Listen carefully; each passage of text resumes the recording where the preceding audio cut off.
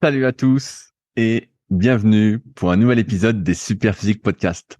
Je suis Rudy, cofondateur du site superphysique.org consacré à la musculation sans dopage que j'ai co-créé en 2009, le 15 septembre pour être exact, et sur lequel vous pouvez retrouver des milliers d'articles, des vidéos et des podcasts afin de vous éviter de faire les mêmes erreurs que moi et d'éviter ainsi de perdre du temps. J'ai également mon propre site, rudykoya.com, sur lequel je propose du coaching à distance depuis 2006, mais aussi des formations en fonction de sa morphoanatomie, c'est-à-dire de vos longueurs osseuses, de vos longueurs musculaires, des livres comme le guide de la prise de masse naturelle et le guide de la sèche naturelle que je vous envoie personnellement chaque semaine de manière dédicacée, ou encore la formation super physique pour les plus passionnés d'entre vous sur méthodesp.rudykoya.com. Aussi, vous pouvez retrouver sur le site Superphysique notre marque de compléments alimentaires destinée à améliorer la santé, dont de nombreux compléments sont bio, et notre application SP Training disponible sur tous les stores afin de vous permettre de savoir quoi faire à chaque séance avec notamment les fameux cycles de progression. Enfin, vous êtes les bienvenus au Superphysique Gym et à la Villa Superphysique à proximité d'Annecy. Mais pour ce faire, il faudra me contacter avec le lien directement dans la description. Aujourd'hui, je suis avec Clément Goudin, que vous connaissez peut-être pour avoir gagné 5 années de suite les Superphysique Games. Pratiquant de force athlétique et notamment champion de France en 2019, il coach depuis quelques années dans le milieu et c'est vers lui que je renvoie toutes les personnes qui ont un objectif en force athlétique. Vous pouvez le retrouver sur son compte Instagram CLTGD1 où il partage ses entraînements presque au jour le jour. Allez, c'est parti. Salut Clément, comment ça va ce soir? Salut Rudy, ça va bien et toi? Bah ça va, ça va. J'ai une question qui me taraude. À chaque fois que je te dis qu'on fait le Oula. podcast le jeudi, c'est toujours très tard. Que fais-tu tes jeudis en fin d'après-midi pour arriver si tard pour le podcast? Le jeudi, je m'entraîne et j'ai un coaching en présentiel de 19 à 20 à la à la boxe de CrossFit. J'interviens 2 fois là-bas, 2 fois par semaine, sur un petit small group, sur un créneau développement de la force et tout ça. Donc voilà. Donc tous les jeudis, j'ai un créneau là-bas. Donc c'est pour ça je finis à 20 h, donc j'ai le temps de d'arriver, etc. à 20 h 30. Et en quoi ça consiste ce small group? Est-ce que c'est toujours les mêmes gens que tu as et donc avec qui tu peux mettre en place une progression? Ou en Ouais, fait, ouais, c'est oui, toujours c'est les ça. mêmes. Alors je fais un cycle, tu vois, on dédie un mouvement et en général pendant 12 semaines, 12 13 semaines, je fais un cycle complet sur un mouvement, donc le, le squat, le soulevé de terre, le développé couché, ça dépend, je tourne. Et quand c'est développé couché, je fais un peu moins de 12 semaines en général. Et donc du coup, je leur fais une progression. Alors généralement, c'est à peu près toujours les mêmes qui viennent et ils ont que un entraînement par semaine, c'est-à-dire que l'entraînement du mardi et du jeudi, c'est le même. Et en fait, j'ai une bonne vingtaine de personnes qui viennent, soit le mardi, soit le jeudi au total. Et puis, même s'ils ratent une séance de temps en temps, c'est pas trop grave. Et l'idée, c'est de garder cette progression, cette dynamique, et puis de leur faire tester un max à la fin et de voir l'évolution. Et c'est quel type de public? Est-ce que c'est des gens qui sont à fond dans le CrossFit, comme c'est une box de CrossFit, et donc qui veulent progresser un peu plus au CrossFit? Ou pas du tout? C'est c'est des gens qui veulent progresser au CrossFit, mais ceux qui vont sur ce genre de cours, tu vois, c'est pas les gros compétiteurs, ou alors rarement. Tu vois, c'est pas quelqu'un comme Louise ou tout ça. Ça va être plutôt des gens.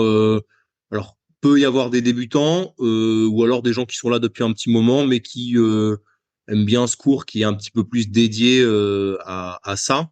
En fait, dans la boxe à Limoges, t'en as pas mal des créneaux spécifiques. Donc, t'as un créneau spécifique Irox qui, bon, lui est un peu plus fréquent dans la semaine. Tu as un créneau spécifique gymnastique, où là, par exemple, ils vont travailler sur les muscle-up, ou travailler sur les toes to bar, ou travailler sur un skill en particulier. Et tu as un créneau spécifique haltérophilie, qui sont encadrés, donc ceux-là, par d'autres coachs. Et moi, je m'occupe du créneau spécifique force. Ouais, je leur fais une petite programmation sur 12 semaines.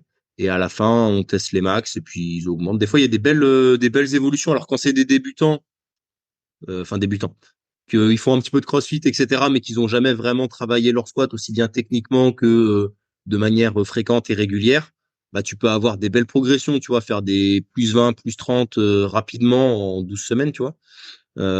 Et puis, des fois, il y en a certains, ça fait des années et des années qui viennent et tu débloques un petit 2,5 ou un petit 5 kilos à chaque fois, tous les 12 semaines. Donc, c'est intéressant, quoi. Alors, j'en viens maintenant, comme tu sais, aux news. Où en es-tu de ta préparation pour être dans le groupe A des championnats de France? Écoute, la préparation touche à sa fin. Ça s'est plutôt bien passé. Il me reste donc là on est jeudi 2 mai. Ma compète c'est le samedi 11 mai. Ah Pour ouais, donner donc un c'est peu de là. contexte. Donc c'est bientôt. Demain donc vendredi là le 3, donc 8 jours avant, j'ai une séance qui est un peu lourde, mais pas non plus énorme. Tu vois, un peu lourde au squat, un petit peu lourde au développé couché. On commence à bien baisser l'intensité sur le soulevé de terre. Lundi, j'ai mon rappel avec l'équivalent des dernières barres d'échauffement à peu près, grosso modo, vulgairement. Et puis après, l'intensité et le volume vont faire que de décroître jusqu'au samedi. Bon, et comment tu te sens? Tu le sens bien? Ouais, je me sens pas mal. Tu vois, j'ai fait des belles barres. Je suis assez content. Au squat, j'ai fait 267,5. C'est là-dessus que j'avais terminé ma préparation l'année dernière pour les France. Mais j'ai fait 267,5, un peu mieux que ce que j'avais fait avant les France. Et aux France, j'avais fait 275. Donc là, l'idée, ça serait de faire 77 ou 80. Ce serait pas mal d'améliorer un petit peu.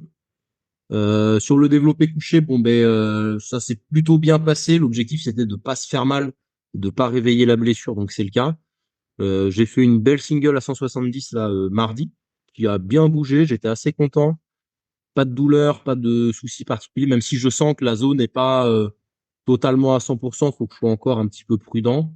Donc on devrait finir, tout va bien, vers 177,5 ou 180, c'est l'objectif.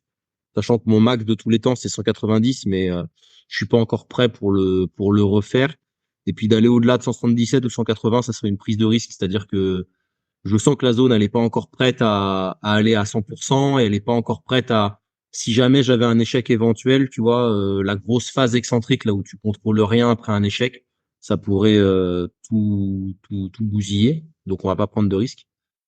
Et au soulevé de terre, j'ai fait vendredi dernier un bon 280, je pense le meilleur 280 de toute ma vie.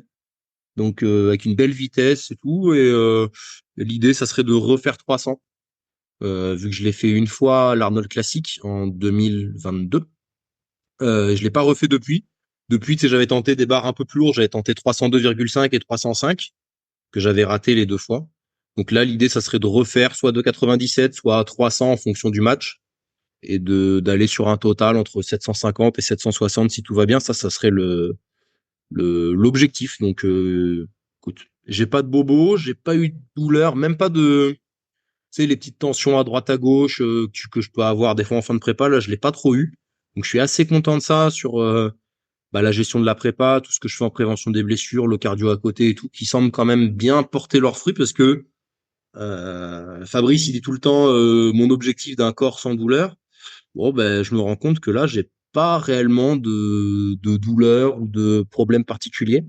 Donc, et en étant performant, donc c'est assez positif et j'arrive relativement confiant. Bah, à mon avis, c'est parce qu'on t'a vu sur Instagram refaire du rowing planche presque au niveau de ton record. À mon avis, c'est grâce à la reprise de cet exercice. Ouais, mais tu sais que ça faisait longtemps que j'en avais pas fait. Et depuis que je le refais, donc là, ça fait 2 mois, et ben ça m'a enlevé énormément tu sais, de tension que j'avais dans les cervicales, là. Ça m'a fait vraiment beaucoup de bien aux cervicales. Et je, alors, il y a peut-être pas que ça, mais depuis que je le refais, j'ai plus du tout de douleur au cervical. Donc, est-ce que c'est vraiment corrélé ou est-ce que c'est un heureux hasard? Mais bon, je crois pas trop aux heureux hasards dans l'entraînement parce que ça faisait 2-3 ans que je me traînais quand même des petites douleurs au cervical et tout et qu'elles disparaissent un peu comme par magie, ça me paraît étrange. Donc, je suis assez content. Et puis, ouais, j'ai fait 5 x 5 à 110. Ma meilleure perf, c'était 10 x 110 à l'époque du club super physique. J'avais dû faire 6 fois 120 ou 6 fois 115, je sais, non, 6 fois 120, je crois que j'avais fait à mon top. Donc, je suis pas encore à mon top, mais pas très loin. Et pardon. Et au niveau du poids, est-ce que tu es au poids pour la compète ou tu vas devoir sécher un Ouais, petit peu, perdre un peu de poids? un, un petit cut à faire, mais pas grand-chose. Donc là, je fais 95-95,2 environ tous les matins. Sachant que ma KT, c'est moins de 93. Donc, je vais faire, tu sais, mon protocole habituel de water cut. Là, mes 2 kilos de water cut, c'est pas grand-chose. Et j'ai un copain qui est diététicien. Demain, je fais un relevé de compo avec lui. Il a une machine qui est assez Tu fais avec quoi? performante. Est-ce que tu sais c'est quoi comme machine? Je sais pas le nom de la machine, mais il pose un électrode à la main, un électrode à la cheville. Enfin non, t'as deux électrodes au poignet, deux électrodes à la cheville. Je sais plus comment elle s'appelle Ah bah tu, je tu, tu, nous connais tu nous pas là. diras si t'as le compte rendu la prochaine fois on pourra en parler parce que là Ouais, ouais, tu sais mais vas-y, vas-y. ouais, j'en fais un avant chaque compète, j'en fais un avec lui.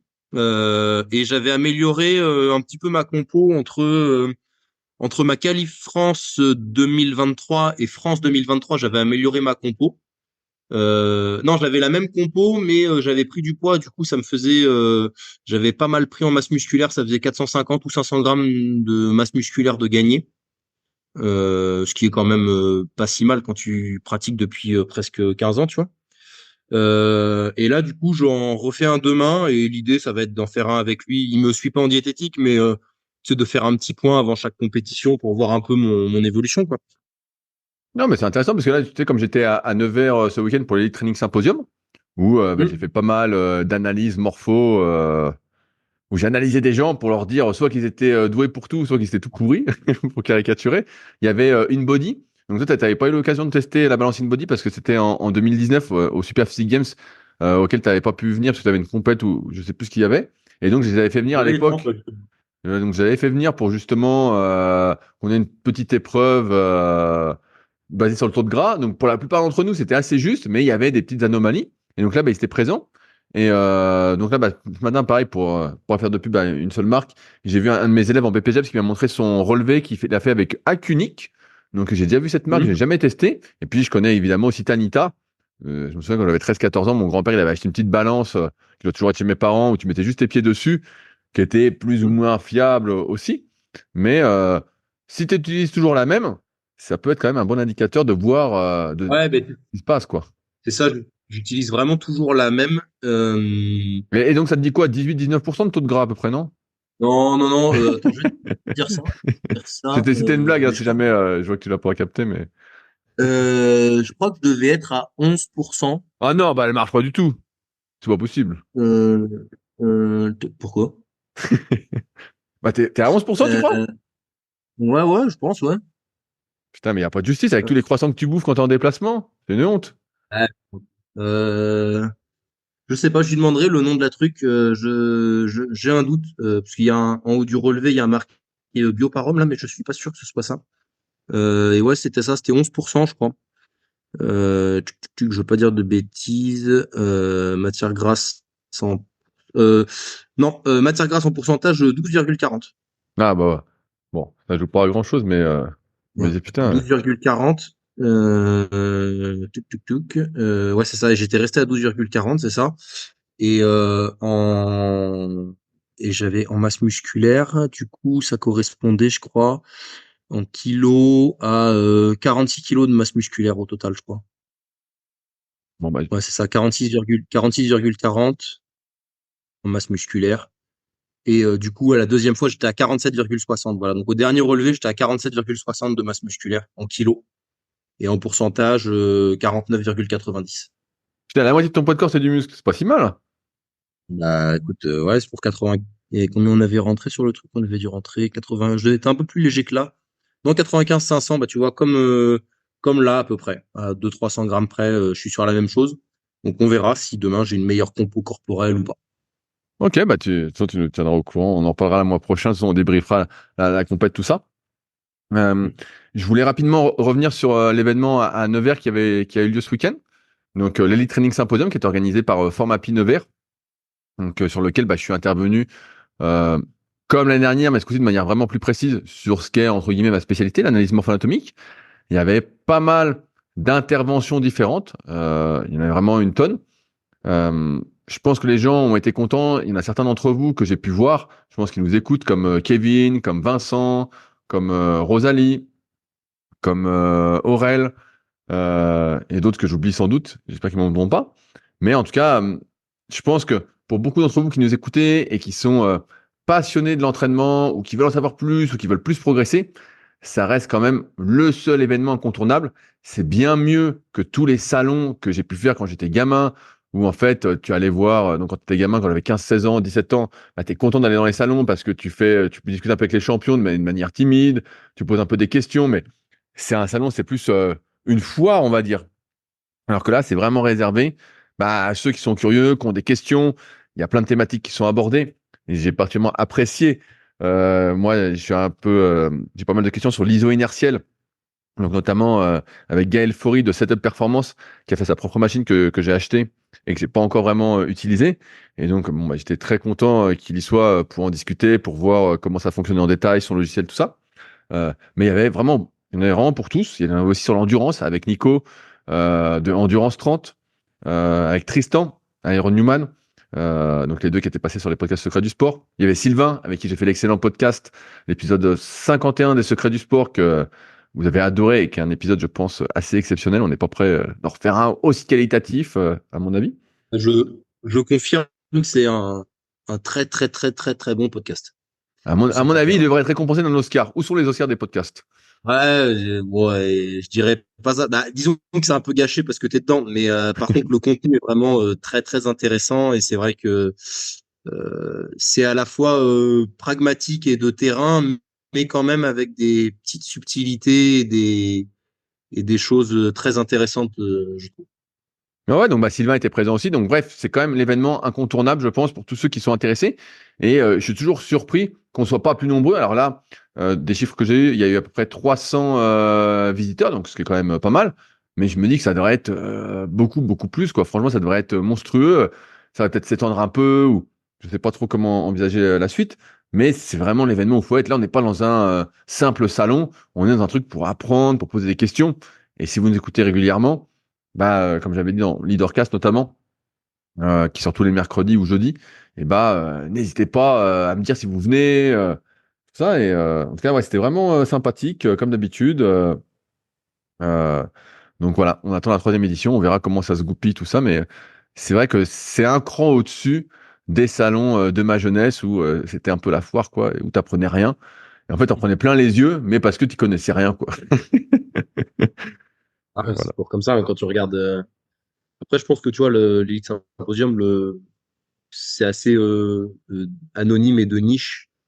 Et je pense qu'il y a beaucoup de gens qui ont peur de rencontrer ces intervenants et de se dire, oh là là, euh, je vais pas être au niveau, je vais pas comprendre ci, je vais pas comprendre ça. Mais je pense que c'est des gens qui sont suffisamment bons pour rendre les connaissances accessibles.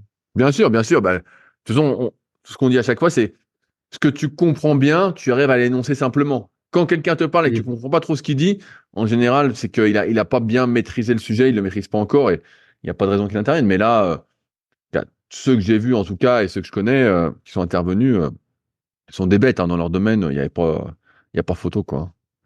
Il y a pas photo. C'est presque ce qui se fait de mieux à chaque fois dans le domaine. Donc, on a même vu nos influenceurs préférés de Training Therapy qui Ouais, ils étaient préparent. là, mais sinon, Évidemment, qui préparent, donc c'est toute l'équipe, donc Thomas et Simon notamment, qui préparent leur petit 10 km. Donc j'annonce que Thomas m'a dit qu'il allait faire 45 minutes au 10 km prochainement. Donc je crois que c'est là, ça arrive. Donc s'il loupe, ils devaient pas faire mieux que 40 minutes. Non, je sais pas, il m'a dit qu'il visait ça. Donc ouais, je regarde pas trop tout ce qu'ils font comme non, mais vidéo, et il y a trop de vidéos, mais il vise 45 minutes, il m'a dit. d'accord, ok, ok. Mais ça fait longtemps que je n'ai pas discuté avec lui. Faudrait que bon, de toute façon, il va écouter le podcast, il va nous envoyer un message pour nous dire ce qu'il vise. Mais c'est là, c'est ce week-end ou c'est le week-end prochain? C'est ce week-end, je crois, qu'il fait la course. Oui, oui, oui, c'est par là, c'est par là. Ouais. Donc Donc, ouais. Mais écoute, j'ai hâte de voir ce que va produire Thomas. Mais c'est bien parce que il part de relativement loin. À la base, la course à pied, c'est pas son truc et il s'est beaucoup entraîné quand même et bien entraîné. Donc, s'il arrive à réussir ça, ça veut dire que que n'importe qui peut faire avec un 45 minutes. entraînement, hein, Que n'importe qui peut faire 45 minutes. non, pas ça, mais qu'avec un entraînement bien construit et sans faire sauter vos séances, etc., vous êtes en mesure de bien progresser et de faire des choses bien, quoi. Après, je pense effectivement que quand tu t'entraînes bien, 45 minutes, c'est à la portée de d'à peu près tout le monde, sauf si tu as des pathologies. Après, là où ça devient un petit peu, tu vas avoir besoin d'avoir des qualités si tu veux passer en dessous des 40, j'imagine, dans ces eaux-là. Je suis pas Ah apte à ouais, mettre non, mais en dessous de 40, ça commence à cavaler, parce que dire 15 ça, mais, km heure, mais même 45, mais, 45, faut déjà pas mal s'entraîner. Et si t'es ouais. assez lourd, c'est une sacrée perf. Donc là, je sais pas Oui, combien voilà, pèse c'est lourd. notre influenceur chouchou. Mais Hmm. je crois qu'il doit faire dans les 80 kilos, quelque chose comme ça. Donc Un peu ça plus, commence à c'est pas être mal. plutôt entre 83 et 85, je pense, que 80.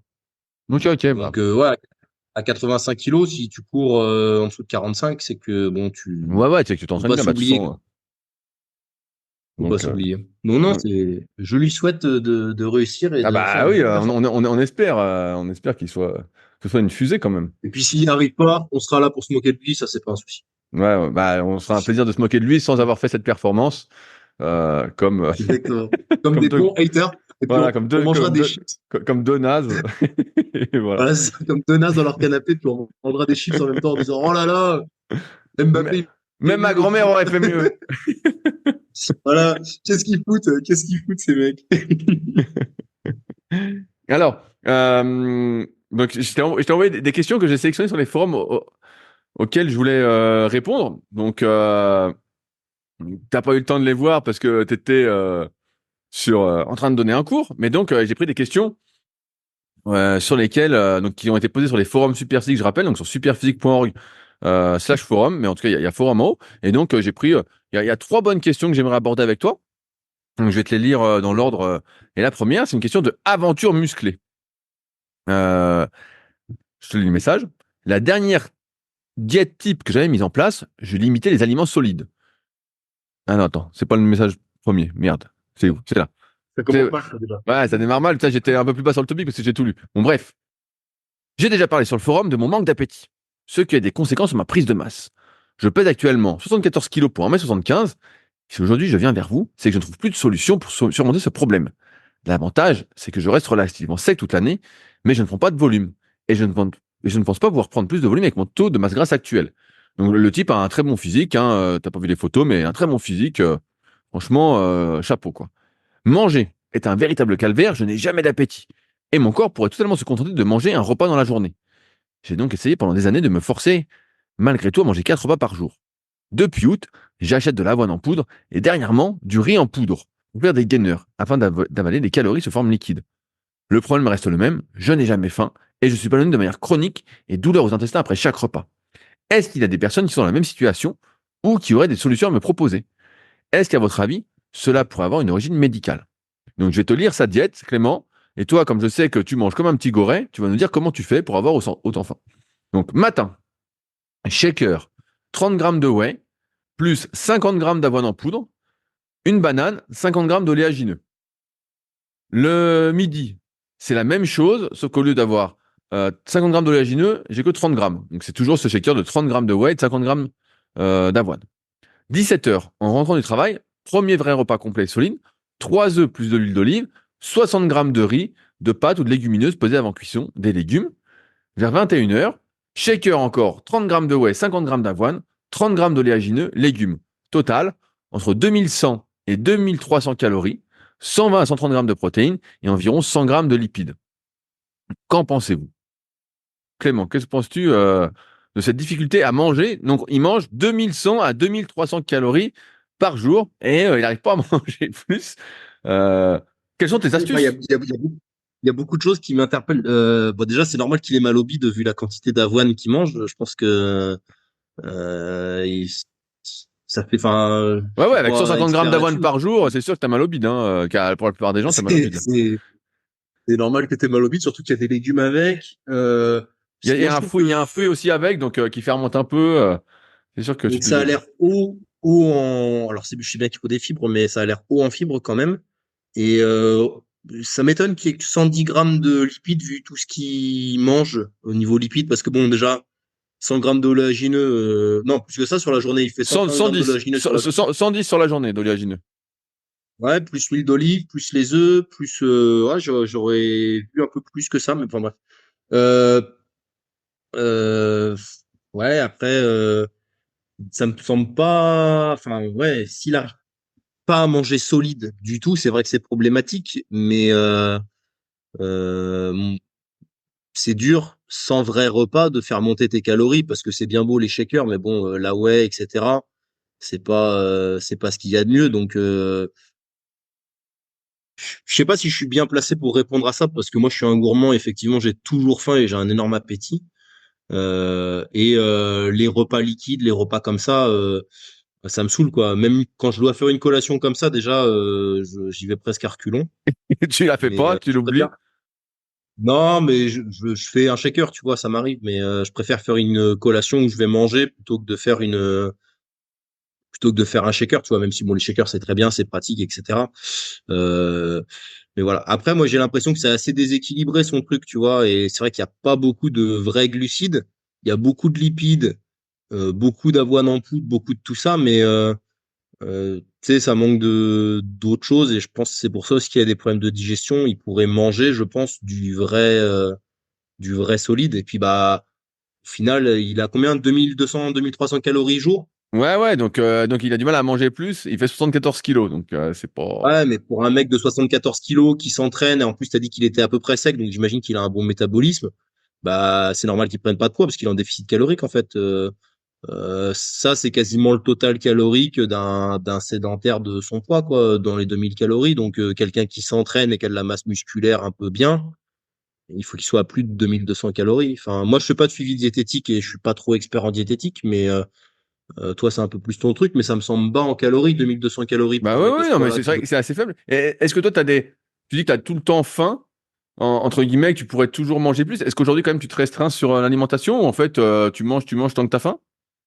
Non, moi, je pars du principe que, bon, je me connais bien, et que si j'ai faim, c'est que mon corps, il a besoin d'énergie et du coup, je mange. Après, là, depuis que je fais beaucoup plus de cardio, j'ai vraiment beaucoup, beaucoup, beaucoup augmenté mes apports. Pour donner un ordre d'idée, moi, 1 kilo de riz sec, ça me fait 4 ou 5 repas. Donc, je cuis le paquet de 1 kilo et ça me fait entre 4 et 5 repas selon ma faim. Donc là, en ce moment, c'est plutôt 4 que 5 d'ailleurs.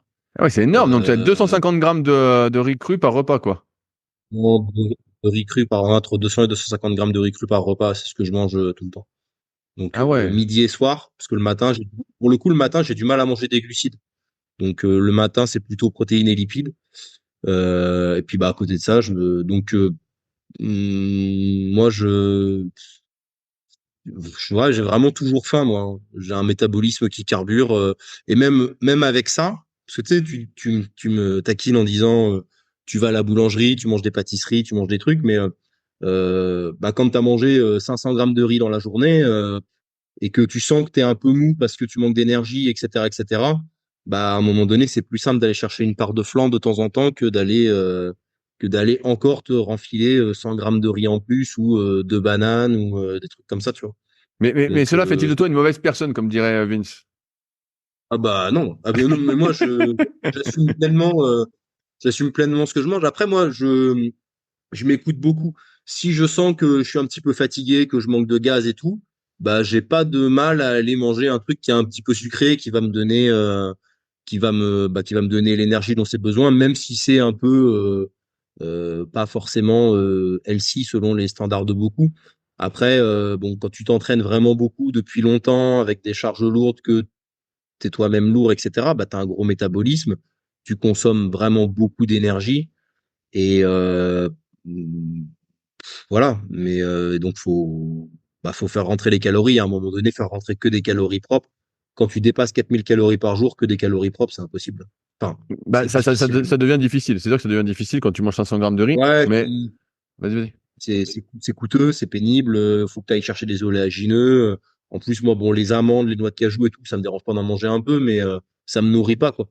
Genre, je mange une poignée d'amandes, 3 quarts d'heure après, j'ai la dalle. Donc, c'est pour ça. Après, là, moi, je pense, si on veut revenir au cas de notre ami, là, bah, faudrait qu'il mange plus de repas solides et que, effectivement, peut-être diminuer un petit peu l'avoine et diversifier un peu ses apports en glucides en allant vers des glucides peut-être un peu moins chargés en fibres euh, pour euh, pour justement éviter d'avoir toutes ces notions de ballonnement, etc. Voire même pourquoi pas inclure des trucs un peu plus avec des indices glycémiques un petit peu plus hauts, tu vois, peut-être ajouter un jus de fruits le matin ou un truc comme ça, tu vois, ou une compote en préséance, enfin, tu vois, pour faire monter son niveau de glucides, mais sans non plus avoir un énorme apport en fibres qui soit difficile à digérer. Parce que bon, la farine de riz, la farine D'avoine. d'avoine. Enfin, c'est dur à digérer, quoi. Ça te charge le bide, hein. Donc voilà. Et puis essayer, ouais, de faire plus de repas solides pour essayer de. Je pense que t'assimiles quand même mieux. Alors bon, ça c'est pas une étude et c'est sorti de nulle part, mais c'est vraiment une sensation que j'ai. Enfin, quand je mange un vrai morceau de viande avec un vrai apport en protéines, j'ai quand même l'impression que euh, mon corps synthétise un petit peu mieux ça que quand je me fais un shaker, quoi. Ouais, bah, j'ai aussi cette sensation que la poudre, encore une fois, c'est le côté pratique, c'est le côté Mm. économique si on fait des bons choix, de rajouter des protéines facilement, mais si tu peux manger, ça reste toujours mieux. Après, c'est marrant ce que tu dis parce que moi, c'est pareil. Je remarque que quand je fais, là, comme je m'entraîne pas mal en kayak et puis que je cours un peu, je sens que je suis obligé de manger plus, sinon je sens que j'ai faim, j'ai faim, j'ai faim. Et donc, je suis obligé d'augmenter mon apport calorique. Je sais pas si toi, tu as une montre qui te dit, qui estime, entre guillemets, combien de calories tu brûles. Mais moi, souvent, je suis à 4500, 5000 calories si je m'entraîne 2 fois dans la journée. Genre, j'ai couru tranquille et j'ai fait du kayak en forçant. Et donc, bah, forcément, là, je suis obligé de manger plus que 500 grammes de féculents par jour, quoi. Mais, Euh, En même temps, bon, tu fais 100 kilos. Je sais pas, quand tu fais rien que quand tu fais une zone 2 ou que tu fais un kayak ou je sais pas quoi, bah tu consommes énormément, tu vois. C'est tout bête, mais après c'est du wattage. Mais si je fais 45 minutes de zone 2 sur mon bike erg à 120, 130 watts, ce qui est pas monstrueux, hein, mais ça fait déjà dans les 500 calories dépensées, un truc comme ça, tu vois. Bon, rien que ça, tu vois, c'est un énorme apport. C'est 120 grammes de riz, tu vois. Donc, et c'est 45 minutes de ma journée. Si à ça tu rajoutes la séance, plus les pas, plus tout ça, le total calorique il explose. Et toi, tu fais 100 kilos. Quand tu fais une grosse séance de kayak, c'est pareil. Tu as besoin de. ouais, Il ouais, faut bah, de. une grosse séance, en général, maman te dit entre 1200 et 1300 calories. Donc, Ouais, bah c'est ça va ça, vite. ça m'étonne pas, hein. Ah Et oui. en vélo, quand je faisais des sorties vélo un peu plus longues, là, que j'allais dehors et tout, quand je rentrais, mais je cassais le frigo. Et pourtant, je mangeais des glucides pendant le. Je mangeais, tu sais, les pâtes de fruits Décathlon, là. Ouais, ouais, ah J'en bah, mangeais je vois bien l'idée. une tous les 40 minutes, donc elles font 25 ou 30 grammes de glucides. Donc sur une sortie de 2 heures et demie, finalement, je me retrouvais avec 100 grammes de glucides en pâte de fruits, quoi. Donc c'est beaucoup. Et quand je rentrais, je cassais le frigo. J'avais trop faim. Ça. Donc euh, pour moi, 2200, 2300 calories, c'est clairement pas suffisant. Et c'est pour ça qu'il prend pas de masse. Et bah, je pense qu'il faut qu'il aille vers des choses qui sont moins chargées en fibres pour régler les problèmes de digestion. Et effectivement, s'il a vraiment des problèmes de digestion chroniques, bah, il y a deux aspects. Il y a un aspect médical, ça se trouve, il a tout simplement un souci au niveau de son système digestif et qui est peut-être réglable. Et après, il y a des nutritionnistes, notamment qui sont spécialistes en micronutrition, etc. Tu vois, on parlait tout à l'heure de mon relevé de compo avec Kenneth. Kenneth, lui, sa spécialité, c'est ça, c'est justement les troubles digestifs, etc. Et bah, il a énormément de patients sportifs qui ont des difficultés, des troubles digestifs et tout, ou des intolérances, etc. Et bah, il y a certaines choses qui vont pas ensemble. Tu parlais tout à l'heure de la fermentation du fruit avec d'autres aliments. C'est des pistes qui sont à explorer et pourquoi pas bah, travailler avec un professionnel qui est vraiment formé là-dessus, pas juste le diététicien du coin qui fait que du calcul de macronutriments, parce que la nutrition, si vous voulez vraiment le pousser, c'est beaucoup, beaucoup, beaucoup plus complexe que juste des macronutriments, quoi. Alors, je renchéris pour répondre à notre ami Aventure Musclée. Et effectivement, ce qui est très surprenant dans sa diète, c'est qu'il dit avoir mal au bide. Et quand tu bouffes plein d'avoine, bah, tu as mal au bide, hein, il n'y a pas de secret. Comment en plus, tu mélanges donc de l'avoine en poudre, même si les fibres ont été un peu broyées, il en reste beaucoup. Tu mélanges ça avec des fruits et des oléagineux qui rajoutent plein de lipides qui sont durs à digérer. Je me souviens que Jean Texier, dans le bouquin qu'il avait consacré à Jean-Luc Fabre, et, il posait une question à Jean-Luc Fabre, il dit bah, est-ce que tu manges beaucoup de lipides? Et l'autre il disait bah, j'ai essayé d'en manger plus, mais quand j'en mange plus, je sens que ça me cale, quoi. Je sens que je suis posé. Donc entre, par exemple, le matin, 50 grammes d'avoine en poudre, un fruit et des oléagineux, bah, c'est sûr que tu es posé, en fait. C'est sûr que là, quand tu fais 74 kilos, c'est énorme. Et comme tu l'as dit, Clément, bah, en fait, il mange énormément de lipides par rapport à son poids. Sans doute qu'il en mange trop et que ça aussi, ça contribue pas à lui ouvrir l'appétit. On sait que l'effet rassasiant des lipides, alors pour toi, ça ne marche pas parce que tu as besoin de 4 500 calories, mais pour l'individu moyen, bah, c'est sûr que ça cale, surtout si tu bouffes des amandes, des noix. Les noix de cajou, c'est un peu traître parce que tu as tendance à tout bouffer d'un coup. Petite dédicace à un de mes élèves qui se reconnaîtra, qui peut bouffer le paquet d'un coup, qui me le fait souvent. Mais ouais, et pareil, on en parlait la semaine dernière avec Fabrice par rapport aux légumes et au fait que ça pouvait filer mal au bide parce qu'on n'était pas habitué à en manger beaucoup d'un coup.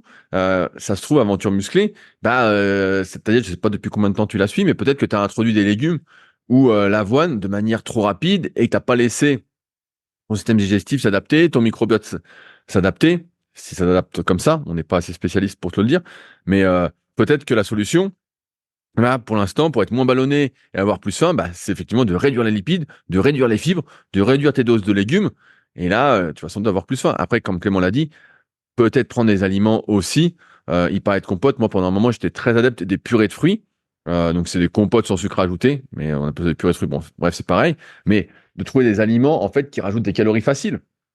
Vraiment, si t'as un peu faim, même si t'as pas faim, tu peux bouffer 200-300 grammes, tout de suite ça va te rajouter 40 grammes de glucides. Donc c'est pas grand-chose, mais c'est 160 calories. Euh, si au lieu de manger ta whey 3 fois par jour, donc toi, tu rapportes des sous, tu rapportes des sous. Mais si tu manges, je sais pas, t'as tes 3 œufs le midi à 17h en plus. Donc matin, midi, tu manges rien. Bah matin, je sais pas, tu peux bouffer, je sais pas, en ce moment. Un truc que j'aime bien perso, qui est un truc un peu facile pour moi à manger, vu tout ce que j'ai besoin, c'est de bouffer des skirs. Tu ouvres des skirs, donc pas n'importe lesquels. Si je recommande une marque sans être sponsorisé, ce serait la marque Sigis. Euh, Franchement, tu te manges un ou deux skirs. Bon, bah voilà, t'as tes 30 grammes de prot. T'as un peu de sucre, mais bon, ça doit être 5 grammes pour le pot, donc c'est pas grand chose. Et puis au lieu de bouffer de l'avoine en poudre, bah tu peux bouffer, si c'est des fruits que tu tolères pas, peut-être du sarrasin, ou peut-être te faire même, je vais aller dans l'abus, mais même du pain, quoi. Peut-être pas du pain blanc de la baguette, mais du pain aux céréales ou autre, sur lesquels tu mettrais peut-être un peu de miel. Ou... Il y a plein de façons d'augmenter ton apport calorique et de diminuer, entre guillemets, tes ballonnements de manière simple. Et c'est sûr que là, pour moi, tu manges trop de lipides, et comme l'a dit Clément, 2100 à 2300 calories, franchement, c'est pas assez, quoi. C'est sûr que c'est rien du tout, quoi. Surtout que tu as l'air encore assez jeune. On voit pas ta tête aventure musclée, mais tu es encore assez jeune. Tu as un super physique. Tu es assez sec. À mon avis, pour que tu grossisses, c'est 2800 calories. Mais là, c'est sûr que tu te surcharges, hein. Je pense que si je mangeais comme toi, de l'avoine 3 fois par jour, 110 grammes d'oléagineux par jour, et puis légumes, légumes, légumes, et en mangeant en plus des fruits durant les repas, on en reparlait la semaine dernière aussi avec Fabrice, du fait que pour beaucoup d'individus dont on fait partie, donc c'est mon cas aussi, bah, quand tu manges des fruits en dehors de tes repas, bah, tu sens que ça va. Quand tu manges une pomme à la fin de ton repas, tu sens que t'as un peu mal au bide après, quoi. Donc tu as plein de petites pistes à investiguer qui sont assez simples et qui devraient te permettre de rajouter au moins, je pense, 300, 400, 500 calories facilement. Parce que d'expérience, 1m75, 74 kilos, si tu veux grossir, alors ça fait déjà 10 ans que tu t'entraînes, si j'ai bien compris, je remets le message. Voilà, tu l'as pas dit, mais je crois que ça fait une dizaine d'années que tu t'entraînes. Donc, c'est sûr que ta marge de progrès est pas énorme, mais en mangeant 2200, 2300 calories, c'est sûr que faut pas grossir, mais à 2700, 2800, donc, ouais, il faut que tu trouves un moyen d'augmenter tes glucides parce que là, c'est sûr que tu es trop bas et de réduire tes quantités de fibres et de lipides qui te démontent le bide, quoi, qui te posent, et c'est sûr qu'après, t'as pas faim, t'es rassasié, quoi. Alors après, c'est sûr qu'on n'a pas tous les mêmes besoins en fonction de nos antécédents, en fonction de notre éducation. Mais j'ai jamais vu quelqu'un prendre du poids sans antécédents graisseux, ce qui doit pas être ton cas parce que t'es sec quand même, à 1m75, 74 kilos, sans manger au moins, j'allais dire, 2700, 2800 calories, quoi. Et encore, c'est pas la folie. Après, il faut voir comment tu t'entraînes, mais c'est pas non plus démesuré, quoi. Comme l'a dit Clément, 2100, 2200 calories, c'est ce que mange un sédentaire de 30 ans, normalement, qui est, on va dire, relativement actif, bouge un peu, qui est pas derrière l'ordi toute la journée quand même. Mais voilà, là, c'est. Il y a plein de petites erreurs que je pense que tu fais, qu'on pense que tu fais. Et donc, on t'a donné des pistes. Donc, on espère que tu vas mettre ça en application. Et puis que tu reviendras nous redonner des nouvelles plutôt positives. Voilà. De, de manière générale, les gens ont tendance à trop vouloir manger du complet parce qu'on leur a dit qu'il fallait manger des pâtes complètes, du riz complet, du machin, etc. Et du coup, ils sont très très chargés en fibres. Et puis beaucoup de légumes parce que bah effectivement c'est bien les légumes, mais si tu as déjà du mal à manger, mange peut-être un peu moins de légumes et mange des choses, parce que dans les légumes, il y a peu ou pas de calories, mange à la place de tes légumes ou en réduisant ta portion de légumes, mange peut-être des choses qui sont caloriques. En fait, c'est l'inverse. Une personne qui veut perdre du poids, une personne qui veut perdre du poids, on lui dit mange des choses qui sont volumineuses pour avoir de la satiété mais peu de calories, alors qu'une personne qui veut prendre du poids comme toi, bah, c'est le conseil inverse. Mange des choses qui t'apportent des calories mais qui ont peut-être un petit peu moins de volume. Et donc un peu moins de complet, un peu moins de légumes et les gens ont tendance beaucoup dans la musculation, surtout dans la musculation, à diaboliser les glucides, à dire les glucides, bah ça fait prendre du poids et machin et trucs et bidules. Oui, mais les glucides c'est l'énergie. Et à un moment donné, bah effectivement, bah t'es sans doute en déficit calorique parce que c'est pas assez. Mais je pense que comme t'as pas assez de glucides, même à l'entraînement, tu manques sans doute un petit peu de jus. Et peut-être que ça aussi, ça te dessert dans ta progression. Avec une prise de glucides qui serait un peu plus ciblée autour de tes entraînements, pour avoir des stocks de glycogène vraiment pleins, tu aurais plus de gaz à l'entraînement et tu pourrais, en plus de ça, améliorer ta progression en termes de performance et de ce que tu fais à la salle.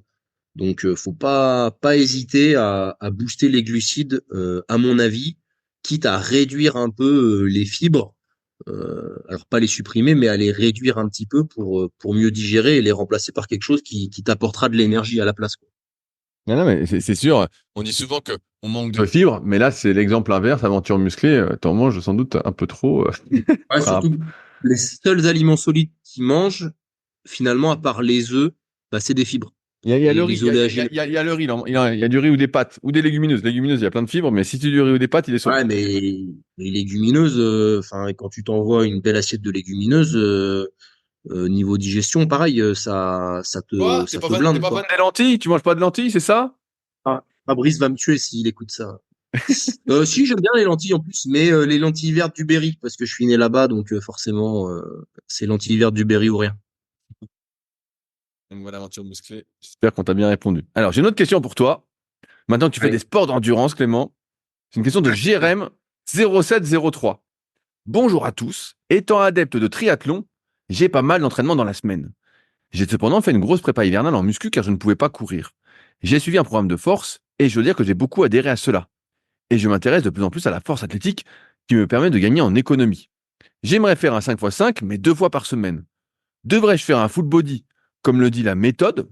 Je sais pas de quelle méthode il parle, mais juste 2 fois par semaine ou plutôt partir sur 2 mouvements rois et 2 ou 3 exercices d'assistance par exercice roi. Merci de votre avis.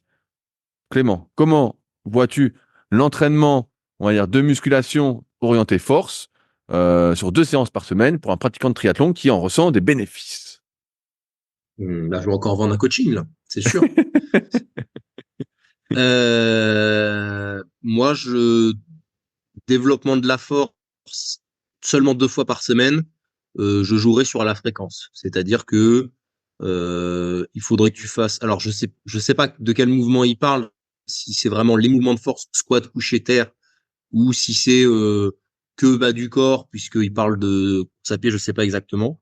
Mais moi, je partirais plutôt sur 2 séances full body où tu mettrais 2 exos principaux, par exemple squat bench et puis un peu d'assistance sur ta première séance. Et la deuxième séance, ça serait squat bench deadlift et peu d'assistance derrière. Après, en fonction du niveau du pratiquant, parce que plus tu vas être fort, plus ça va te prendre du temps. Alors que si tu as pas un gros niveau, par exemple quelqu'un qui aurait un max, je sais pas moi, 100, 110 au squat, bah, il peut facilement faire un 5x5 à 70, 80 kilos. Ça lui prend pas énormément de temps comparé à quelqu'un qui aurait un max à 200 et qui ferait un 5x5 à 150, 165 kilos, pour qui ce serait un peu plus long et taxant. Donc, plus vous allez avoir des max qui sont bas, plus vous allez pouvoir mettre de choses dans votre séance sans que votre séance ça dure des plombes. Mais je pense que il faudrait qu'il fasse du squat au moins 2 fois dans la semaine et qu'il joue plutôt sur la fréquence. Parce que s'il fait par exemple du squat et de la muscu cuisse et puis que sur son autre séance il fait je sais pas moi du soulevé de terre et de la muscu dos, enfin il a pas assez d'exposition sur les mouvements quoi. Donc ça fonctionnera pas. Et est-ce que tu penses que c'est une bonne idée de miser, entre guillemets, sur du 5x5, parce qu'il parle du 5x5 pour prendre de la force. Alors, On va dire que c'est l'entraînement, on va dire simple, facile, sans trop réfléchir, qui fait, entre guillemets, ses preuves. Mais est-ce que tu conseillerais ça à faire 2 fois par bah alors, semaine, toute l'année, tu vois, même alors, si on en a déjà parlé dans non, le podcast spécial force, tu vois? je conseillerais pas de faire deux 5x5 dans la même semaine toute l'année. Je pense quand même que le 5x5, effectivement, c'est très bien. C'est-à-dire que c'est l'entraînement de base qui fonctionne bien parce que c'est un petit peu hybride. Enfin, c'est de la force sans être vraiment de la force en fait, parce que vous avez quand même beaucoup de répétitions et ça vous permet.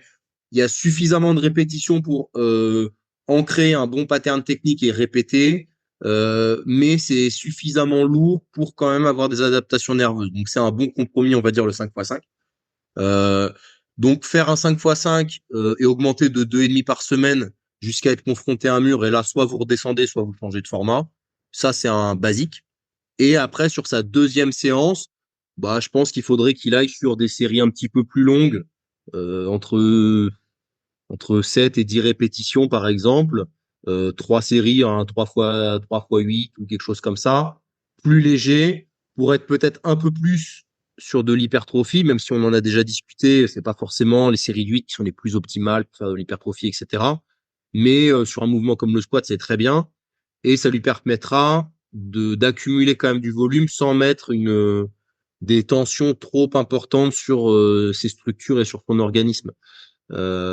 D'autant plus que bah, s'il fait du triathlon, j'imagine qu'il a un bon volume d'entraînement quand même, parce que les triathlètes en général, ils ont quand même une grosse fréquence et un gros volume. Euh, donc, bah, il faut qu'il puisse faire ses courses à pied, il va faire du vélo à côté, etc.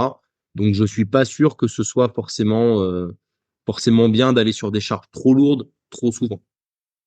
Ouais, ouais, mais c'est pour ça que je voulais te faire en parler. Euh, il y a toujours ce débat qui, pour moi, n'en est pas un. Et j'en parlais avec Simon Paillard dans les derniers épisodes des Secrets du Sport, le 52, où justement, dans les sports d'endurance, tu en as des fois qui sont un peu contre la musculation, qui disent qu'il vaut mieux faire rajouter une séance d'endurance plutôt qu'une séance de musculation. Donc, pour moi, il y a pas trop de débat à partir d'un certain niveau. Mais c'est de se dire aussi que plus on va utiliser des charges lourdes, plus ça va être traumatisant. Et donc, il faut bien peser le ratio bénéfice-inconvénient. Bénéfice.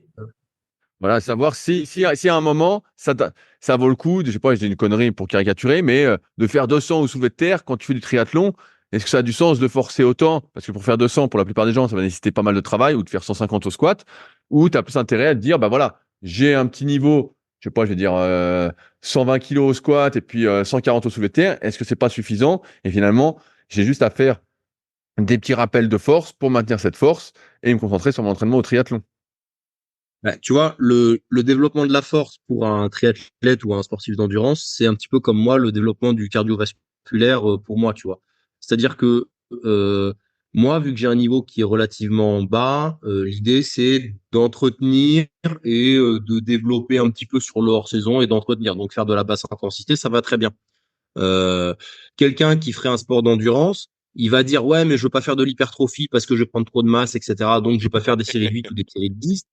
Mais si tu fais des séries de 8 ou des séries de 10 en ayant une certaine marge et sans te mettre minable, et que à côté de ça, tu cours 70 bornes par semaine, tu prendras pas de masse musculaire ou alors ce sera anecdotique. Par contre, tu vas renforcer tes structures, tu seras un peu plus fort, tu seras un peu plus efficient, etc., etc. Et pourquoi pas sur une période un peu plus hors saison où tu mettras moins d'intensité sur ta course, où tu auras moins d'importance de forme sur ta course à pied, tu pourras peut-être essayer de progresser un peu plus en musculation. Et le reste du temps, bah, programme-toi des blocs d'entretien. Euh, il faut le voir comme ça. Mais clairement, la légende du si je fais du 3x10 au squat, je vais prendre de la masse musculaire, ça va me ralentir en course à pied. Non. Quelqu'un qui court vraiment en course à pied 4, 5, 6, 7, 8 fois par semaine, parce qu'il y a des mecs qui font ça, clairement, c'est pas parce qu'il va faire un 3x10 au squat et deux séries de fentes qu'il va prendre de la masse musculaire et que ça va le ralentir. Il faut arrêter. C'est faux. Ah ouais, non, mais bien sûr, bien sûr. On est le reflet de ce qu'on fait le plus. Ça, c'est important de l'avoir aussi en tête par rapport aux interférences ou autres. Si tu cours, comme tu as dit, 8 fois par semaine, c'est pas une séance de muscu qui va te faire prendre des cuisses, hein. Non, non, pas du tout. Pas du tout. Enfin, je dis ça parce que tu sais, il y a une fois par semaine, je vais à la piscine pour aller à l'espace détente et je vais Non, tu au nages? sauna. Mais non, je nage pas. Arrête, tu me poses la question à chaque fois. Je Ah nage pas. putain, j'ai eu Je peur, vais j'ai eu juste, peur. je J'ai dit, vais putain, que, il prépare un triathlon en cachette, le type. non, non, je vais que au sauna de l'espace détente. Et l'autre fois, il y avait un gars qui, bon, je dis, bon, tu les connais, les gars, donc je discute avec lui et tout. Et il me dit, ouais, putain, j'arrive pas à prendre de masse, etc. Tu sais, il est tout grand, il fait 1m90, 65 kilos. Il dit, ouais, j'arrive pas à prendre de masse. Et je lui dis, mais tu cours beaucoup, toi? Il me dit, ouais, quand même, pas mal. Et je lui dis, tu cours combien? Il me fait, bah, 6 fois par semaine et à peu près 80-90 bornes par semaine. Et il me dit, pourtant, je fais de la muscu et tout, mais j'arrive pas à prendre de masse, je mange pas assez. Je lui dis, bah, ouais, mais qu'est-ce que tu manges? Et le gars, bah, il mangeait à peu près comme la personne qu'on a eu avant, donc déficit calorique tout le temps. Et des pâtes, il mange même pas des pâtes une fois par jour. Tu vois, il y a des jours où il mange pas de glucides. Et, et il dit, ouais, mais j'arrive pas à prendre de poids, etc. Mais quand tu fais 80-90 bornes par semaine, 6 fois par semaine, et que tu manges pas assez de glucides, il est quasiment impossible que tu prennes du poids. Même si tu fais de la muscu 4, 5, 6 fois dans la semaine, ça ne fonctionnera pas en fait. Non, faut que tu manges comme un goré. Si tu cours 6 fois par semaine, je sais pas bah, si tu cours encore, mais moi, je vois quand je cours 2 fois par semaine, je vois que je brûle des calories à crever. Bah, j'en parlais encore une fois dans l'épisode 52, je me répète, Oui. des secrets du sport, mais je vois bien que quand je cours, putain, ça te brûle, ça brûle, ça brûle, ça brûle. Putain, si tu cours 6 fois par semaine, donc ça fait Les 15 gros, kilomètres par jour, ton gars là, s'il court 90 kilomètres semaine en 6 fois, putain, 15 kilomètres par jour, bah, le mec, franchement, il brûle 1500 calories à chaque fois, quoi, sans forcer, hein, ah, et puis franchement. en plus, c'est un mec qui court bien. Alors, je l'ai vu une fois courir sur le tapis, je sais pas combien il était, je vais pas demander, mais c'est un gars qui court à 15-16 à l'heure, facile, tu vois. Donc laisse tomber, quoi. Bon, lui, en plus, il est pas fait pour être costaud. Il est fait pour courir. Donc voilà. Et bah voilà, n'ayez pas peur. C'est pas parce que vous faites des sports d'endurance que n'ayez pas peur de faire de la musculation. Et ne tombez pas dans le dogme de dire il faut faire de la force, je fais que des séries de 2 ou des séries de 3. Non, vous allez mettre trop lourd pour ce que vous êtes capable de faire. Nerveusement, vous ne faites même pas de force, ça ne sert à rien. Contentez-vous de faire des séries ouais, entre 5 et 10 avec un petit peu de marge. Vous ne prendrez pas trop de masse musculaire. Par contre, bah, vous allez améliorer votre structure, etc., etc. C'est beaucoup plus rentable de faire un 3x10 RPE 6-7, quelqu'un qui fait de l'endurance, que de faire un 3x3 RPE 9 où vous allez probablement vous faire mal, mettre trop de tension sur vos structures et finalement avoir des gains qui seront plus que marginaux. Ah ouais, non, non, mais bien sûr, tu as bien résumé. Encore une fois, le ratio bénéfice-risque, est-ce que ça vaut le coup de forcer autant? D'autant plus que la technique, comme on t'en a parlé un peu au début du podcast, quand je te demandais ce que tu faisais le jeudi soir, et bah, ça nécessite du temps, et c'est du temps souvent qu'on n'a pas quand on est triathlète ou on fait des sports d'endurance, souvent la muscu. Je le vois un peu sur Strava quand je regarde, il y a des gens qui font d'autres sports et ils mettent la muscu, ils mettent 45 minutes de muscu. Ou pire, je vais pas dire qui c'est, qui met de la muscu, genre des séances de 18 ou de 20 minutes. Donc ils nous écoutent. Ah, ça, c'est Nicolas Vandel, je suis sûr. Ah putain le bâtard. Ah là là là là là là là là. Il Ouais. devrait avoir Ouais, honte de mais bon, mettre ça sauf sur que, Strava. Franchement, il devrait avoir honte. Je ouais, peux lui dire, hein, je lui ai ouais. dit. Hein. Nicolas Vandel, tu es un escroc. Je suis un escroc. Donc l'auteur du guide de la préparation physique en endurance. Et bref, qui fait des petites séances de muscu. Et c'est vrai que quand tu veux faire de la force, et ben, le temps de t'échauffer, de mettre en place ta technique, de peut-être bosser ta mobilité si tu en as besoin, tu le fais pas en 20 minutes, tu le fais pas en 45 minutes. Ça prend tout de suite pas mal de temps. Donc finalement, par rapport à ce que tu dis, bah, c'est vrai que si tu fais des séries où tu mets plus léger, des séries un peu plus longues, et que tu es moins porté sur la technique pour moins tout optimiser, bah, ça te prend moins de temps et c'est plus, on va dire, adaptable, rentrable, même si ça n'existe pas comme mot, dans ton entraînement, dans ta routine hebdomadaire. Mais ça, c'est fou parce que les sportifs d'endurance, ils te parlent tout le temps de basse intensité, basse intensité, basse intensité. Et les mecs, le jour où ils font de la muscu, ils veulent faire de la méga intensité de la force. Bah non, tu fais une fois dans la semaine, vois-le comme du kilométrage, mais du kilométrage sur du squat, du kilométrage sur du soulevé de terre, du kilométrage sur des fentes, et ne le vois pas par le prisme de l'intensité, alors que c'est un sport que tu ne maîtrises pas, quoi. Vois-le comme du kilométrage, tout simplement. Surtout que, on l'a déjà dit, mais quand tu fais un sport d'endurance et que tu te mets à la muscu, bah, tu prends de la force, rien qu'en regardant un haltère, Oui. pratiquement, tu vois. T'as pas trop besoin de Tu forcer, t'as regardes pas trop quoi? besoin de mettre d'intensité. C'est comme le mec qui se met à courir ou à faire du vélo. Tu pédales un peu, et puis tu vas tout de suite gagner, au bout de quelques semaines, un peu de watts ou, Ouais. un peu de vitesse, quoi, aux mêmes pulsations. Et ça se fait tout seul. Ah oui, bah, de toute façon, Faut plus tu juste pars s'entraîner, de quoi. bas, les premiers gains, c'est les plus faciles et les gains qui sont difficiles, c'est les gains finaux. Mais forcément, au début, quand tu débutes quelque chose, bah forcément, tu progresses vite. Et les sportifs d'endurance, souvent, quand ils débutent en musculation, ils ont de belles années devant eux sans se casser la tête pour avoir des bons progrès faciles. Ah, une autre question, à laquelle j'aurais bien voulu avoir ton avis. Si tu as déjà vu ça en force, moi j'ai déjà vu ça un peu en muscu et j'ai quelques idées, conseils sur le sujet, mais j'espère que tu vas pouvoir compléter. Donc c'est une question de Meusbo qui nous dit depuis 3 semaines, j'ai une douleur au niveau de la clavicule et vers l'épaule. Je n'ai pourtant pas intégré de nouvel exercice. Lorsque je fais mon développé décliné, j'ai une légère douleur en bas du mouvement sur la position étirée et lorsque je fais des dips, aucune douleur lors de l'exercice. Mais dès que je termine l'exercice et que je repose les pieds, j'ai une vive douleur autour de l'épaule et de la clavicule seulement du côté gauche. Est-ce un problème de mobilité? Je ne comprends pas pourquoi ça survient seulement maintenant. Je n'ai rien changé au niveau entraînement et exécution. D'avance, merci si vous avez des idées. Donc, tu vois un peu, est-ce que tu as déjà eu ces genres de douleurs, tu sais, quand tu relâches les dips, ou des fois tu relâches la barre au Oui. développé, tu sais, ça, comme une périostite un peu au niveau des clavicules. Est-ce que tu as déjà eu ça? Je vois un genre de douleur, décharge un peu bizarre. Ouais, bah, quand je débutais, les dips, ça me faisait mal aux clavicules. J'avais l'impression que mes clavicules, elles allaient péter, quoi. Ça mettait trop de tension, trop vite, trop fort. C'était l'enfer. Et alors, dans ce cas particulier des dips, je pense que c'est des structures qui sont pas prêtes à encaisser ça, notamment chez les personnes qui sont jeunes, qui ont des clavicules. Il a quel âge, Camille? Je sais pas quel âge il a, mais ça fait longtemps qu'il poste sur les forums, donc, et puis il écrit bien. Donc, je vais faire une généralisation. Je pense que c'est pas un jeune de 18 ans. Il écrit bien. Mais c'est vrai, Bah, tu sais, moi, il écrit très bien, et il pose souvent des bonnes questions assez pertinentes sur les forums. d'accord. Bah, après, peut-être tout simplement que il a une petite surcharge momentanée qui est pas forcément liée que à l'entraînement ou au changement d'un exercice. C'est-à-dire que des fois, il y a des choses que tu fais depuis des années et puis du jour au lendemain, il y a un stress qui est un petit peu supplémentaire et puis ton corps il réagit pas très bien. Donc le conseil que je lui donnerais, c'est de réduire pour l'instant les exercices qui lui font mal. Donc a priori le décliné et puis les dips. Continuer de les faire mais avec des charges moindres et peut-être un volume un petit peu moindre. Je dis n'importe quoi, mais s'il faisait 6 séries de dips par semaine et 6 séries de déclinés par semaine, passer à 3 et 3 par exemple, avec une charge un petit peu moindre, et puis de remonter progressivement. Et en parallèle de ça, de retravailler un petit peu sur les différentes mobilités qui sont liées à l'épaule, donc tout ce qui est rotation externe ou rotation interne, dans les différentes positions de l'épaule. Et puis essayer de retrouver, parce qu'il a peut-être eu des restrictions de mobilité qui sont apparues avec le temps et l'accumulation. Et jusqu'à un certain moment, ça le fait, puis il y a un moment où ça le fait plus.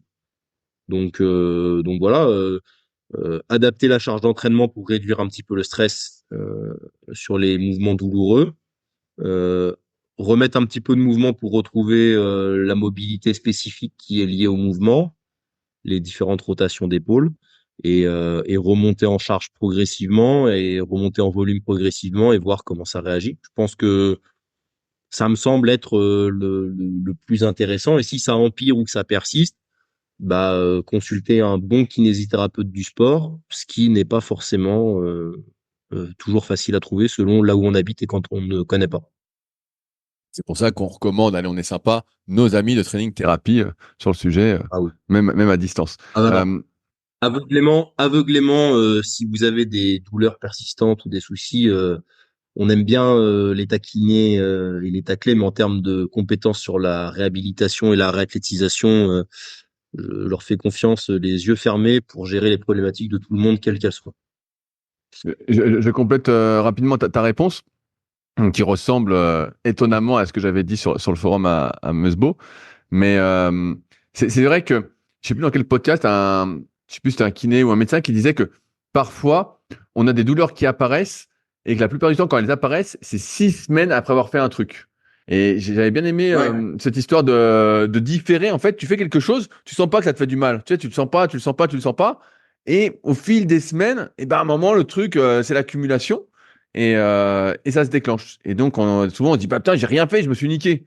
Tu sais, souvent, je vois des gens qui se font mal au dos, ils disent, ah, je me suis fait mal, j'ai mis mes lacets, faut plus que je fasse mes lacets. Je me suis niqué, on met ça. Mais c'est pas le fait d'avoir fait tes lacets qui t'a niqué. C'est toutes les conneries que tu as pu faire avant, comme tu dis, une mauvaise gestion du stress, peut-être t'as mis trop lourd, peut-être t'as fait des exercices sur lesquels tu n'avais pas de mobilité, ça sans doute trop forcé par rapport à tes capacités, bref, que ce soit sur l'amplitude ou sur les poids.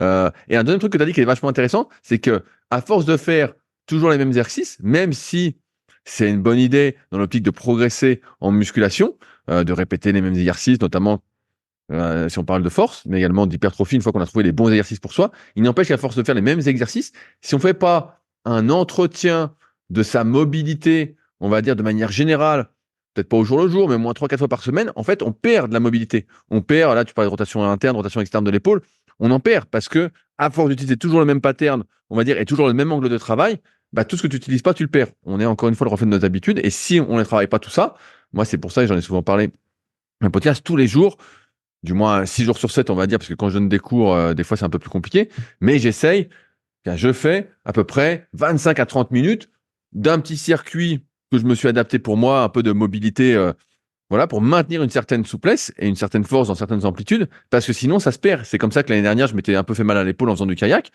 En fait, à un moment, quand j'avais fait des tests justement avec Thomas, on avait vu que j'avais perdu, putain, mais un truc de fou en rotation interne, mais vraiment incroyable. Et je m'en étais pas rendu compte. Et puis quand on a fait les tests, j'ai dit, putain, mais j'ai plus rien, quoi. Vraiment, c'était un truc de fou. Et donc, c'est normal qu'à un moment, bah, en fait, si je travaillais pas ça, donc, bah, maintenant, je le fais tous les jours, ou même des trucs pour le coup, et bah, si je fais ça tous les jours ou presque, et bah, c'est sûr que j'entretiens une certaine mobilité et ça augmente, entre guillemets, mes capacités de surcharge, ma capacité à encaisser du poids et certains exercices parce que je suis plus mobile que ce que le mouvement me l'exige et me permet en même temps, grâce à cette souplesse, des petites erreurs ou une accumulation plus importante. Peut-être que c'est aussi ça, Musbo, à voir en testant tes restrictions de mobilité. Donc évidemment, tout seul, c'est pas facile si on n'est pas spécialiste. Si tu es de passage sur Annecy, je me ferai un plaisir de regarder. Sinon, bah, n'hésite pas à contacter, comme on a dit, Thomas et Simon de String Therapy qui te reconduiront peut-être vers un de leurs collègues tout aussi compétents, dont mon ancien élève Maxime que j'ai vu ce week-end, qui était le mieux coiffé de toute la bande d'ailleurs. Euh, Maxime, lequel? Barbier ou Barbier, ouais, ouais, le roi du grand écart sur Instagram. de la mobilité? Et bref, et donc ouais, ouais, bah donc remettre plus léger, je récapitule, comme il l'a dit Clément, mettre plus léger, réduire un peu le volume, remonter doucement, retravailler ta mobilité de l'épaule, donc ça veut dire aussi bien les rotations que les flexions, les extensions d'épaule, vraiment la totale. Et puis normalement, ça devrait passer progressivement. Voilà. Et, Après c'est toujours et le truc. Je finis Clément, histoire de la parole. Après, sur le pardon, truc, pardon, vas-y. on en parlait avec un un participant à Nevers et on parlait justement du renforcement ligaments, tendons, tout ça. Et il me disait, à juste titre, que normalement, si tu vas de manière progressive, bah, tout se renforce. Et le problème, c'est que j'ai cette sensation, plus le temps passe, alors peut-être parce que je vieillis aussi, que cette sorte de progressivité, en fait, on a du mal à la chiffrer et à l'intégrer parce qu'on a l'impression d'être progressif, mais ça se trouve, notre corps s'adapte beaucoup moins rapidement qu'on le pense, du moins avec les Ah, mais années. sûr. Et donc, comme il s'adapte beaucoup moins rapidement que ce qu'on pense, et bah, on se dit, bah, j'ai rien changé. Sauf qu'en fait, on en faisait déjà trop par rapport à ses capacités. Et donc, aujourd'hui, même avec mes élèves en coaching à distance, où j'ai beaucoup plus de personnes qui ont mon âge ou voilà, autour de mon âge, entre 30 et 45, 50 ans, et bah, je fais monter beaucoup plus doucement qu'à une époque. Ou à l'époque, si je voyais un RPE6, je voyais la vidéo, je disais, bon, allez, on rajoute 2,5 kg ou 5. Là, je me dis, on n'est pas pressé, on prend son temps, et puis on va laisser faire les choses tranquillement. Et si un coup, c'est vraiment dur, j'hésite pas à redescendre un peu. Donc moi, comme je fais à la semaine et qu'il n'y a pas de logique de compétition, j'ai pas tout ça, mais ou à stagner un petit moment avant de monter, parce que, encore une fois, la progressivité, je pense qu'on est encore trop rapide sur cette notion-là. Clément, je te laisse la parole. De toute façon, comme tu l'as dit, hein, dès qu'on fait pas quelque chose, on perd la capacité à le faire, hein. Donc ça, c'est hyper important d'entretenir. Et effectivement, on a tendance à faire toujours les mêmes exos et à perdre là-dessus. Ça, c'est important. Après, il y a quand même une chose, une grosse erreur que certains feraient et qu'il ne faut surtout pas faire, c'est de se dire, bah, si je fais l'exercice avec une amplitude un petit peu réduite, ça ne me fait pas mal. Oui, effectivement, à court terme, tu vas pouvoir continuer ton exercice, voire même peut-être mettre un peu plus lourd et continuer ta progression dessus. Mais en fait, bah, tu vas repousser le problème un peu plus loin et tu vas augmenter ta restriction de mobilité. Et petit à petit, l'amplitude qui ne te faisait pas mal va te faire mal elle aussi. Et puis ensuite, bah, du coup, tu vas devoir réduire encore. Et après, bah, c'est le cercle vicieux. Et à la fin, tu seras vraiment tout fusillé. Donc, réduire son amplitude parce qu'elle engendre une douleur. Bon, on ne parle pas d'amplitude extrême. Je sais pas moi, si vous faites des écartés avec les haltères par exemple qui touchent le sol, bon, sans doute que c'est dangereux, tu vois, avec des charges lourdes, mais euh, ne cherchez pas à réduire l'amplitude pour réduire les douleurs parce qu'en fait, à moyen et à long terme, vous allez empirer votre problème et augmenter vos restrictions de mobilité et vous allez galérer encore plus à récupérer. Et dans les solutions, on n'en a pas parlé, mais de jouer peut-être aussi sur les régimes de contraction, donc peut-être de rajouter du tempo à ton exécution, ralentir un petit peu la phase excentrique, voire de travailler avec de l'isométrie, des pauses longues, euh, ou même juste faire du travail en isométrie, c'est-à-dire que si les dips te font mal, peut-être juste faire une isométrie sur la position basse, et c'est tout, sans avoir de phase concentrique.